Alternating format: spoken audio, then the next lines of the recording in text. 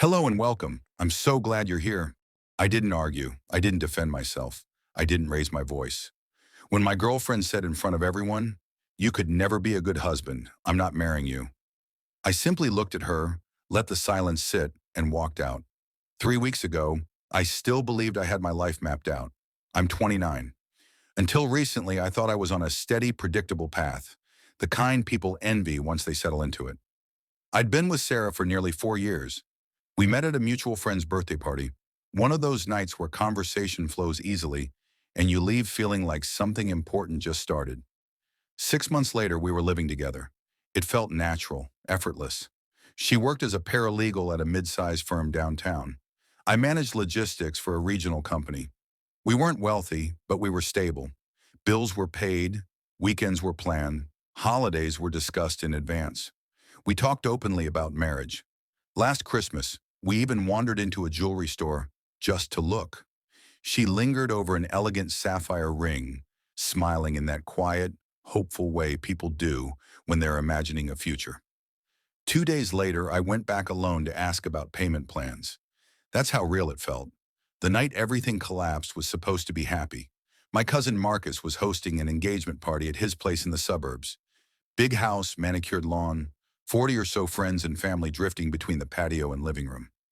Sarah had been distant all week, short replies, distracted energy, but I blamed her workload. She'd complained about deadlines and late nights, said her boss was pushing too hard. I even offered to bring her dinner one evening. She declined, saying she'd grab something downstairs. We arrived around 7. Music was playing. Laughter filled the house. I was mid-conversation with Marcus and a few friends near the kitchen island when Sarah approached holding a drink. Her cheeks were flushed. I could tell she'd already had more than one glass of wine. "Can we talk?" she asked. Not quietly, not privately. Marcus stopped speaking. "Sure," I said, keeping my voice calm. "What's going on?" Her jaw tightened. "No, I'm serious. We need to talk about us." People nearby started paying attention. I suggested stepping outside. She cut me off. "I'm tired of pretending," she said louder now. "This isn't working." My stomach dropped. "Sarah," I said, "this really isn't. You could never be a good husband," she snapped. "I'm not marrying you." The room went dead silent. Every face turned toward us. I felt heat rush to my face, my hands curling into fists without me meaning to. I searched her expression for doubt, drunken exaggeration, anything that suggested this wasn't deliberate. Instead, her eyes were sharp, almost challenging, like she wanted a reaction. I didn't give her one. I stared at her for a moment longer, then turned, grabbed my jacket, and walked out the front door. Behind me, someone whispered, "What just happened?" Followed by hushed, speculative murmurs. The drive home was quiet. No radio, no phone, just the engine and my breathing. When I reached our apartment, I sat in the dark for an hour, replaying the scene over and over, trying to locate the exact moment everything had gone wrong. Then my phone buzzed. It was a message from Rachel, one of Sarah's closest friends. "Do you even know what happened after you left?" I stared at it before replying. "What?" 3 dots appeared instantly. "Can I call you?" She called seconds later. Her voice sounded strained. "I don't know how to say this," she said, "but you deserve to know." After I left, Sarah broke down. She cried, said she didn't mean it, claimed she was scared. But then Rachel paused.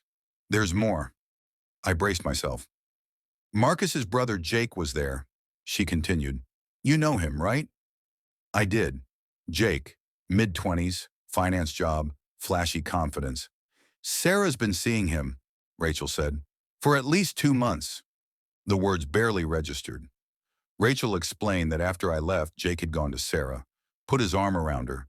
She leaned into him, comfortably, naturally, not like friends. Rachel overheard him say, "You said you'd end it clean. This wasn't the plan." She confronted Sarah in the bathroom. Sarah admitted everything. It started at a work event in September. A chance meeting, drinks. Then it just happened. 2 months doesn't just happen. I asked if Sarah was still at the party. She was, being comforted, playing the victim. Jennifer, Marcus's fiancée, was furious and wanted her gone. When we hung up, I sat there until something shifted inside me. The shock gave way to clarity. I opened our shared bank account. Most charges were normal: rent, utilities, groceries. Then I noticed unfamiliar ones. Expensive dinners at a restaurant I'd never visited.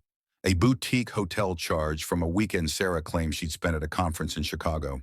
I took screenshots. 11 charges in total. I didn't sleep. At 6 in the morning, Sarah came home quietly. Same dress, smudged makeup. She froze when she saw me at the kitchen table. "We need to talk," I said. She started with excuses: drinking, stress, misunderstanding. "How long have you been sleeping with Jake?" I asked. She went pale. I showed her the bank statements. After a long silence, she admitted it. She said she was confused, that things felt routine, that Jake made her feel excited again. "So you humiliated me in front of 40 people because you were bored?" I asked.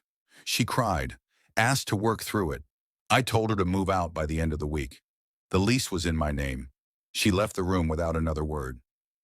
4 days later, she was gone. Her parents helped move her out. Jake tried texting me a long apology. I blocked him. Marcus called. He listened. He didn't defend his brother. Sarah was removed from the wedding. Jake was barred from the reception. 2 weeks later, Sarah messaged me, begging to talk. I blocked her. The real reason she reached out came later. Jake had another girlfriend the entire time. Sarah was just a side piece. When she found out, Jake dismissed her completely. That same week, Sarah lost her job. Now, 3 weeks later, my apartment feels like mine again. I rearranged furniture, reclaimed my routines, started going to the gym, started breathing again. I'm not angry, I'm relieved. What felt like the worst moment of my life turned out to be a warning delivered just in time. I never bought the ring, and that, more than anything, saved me.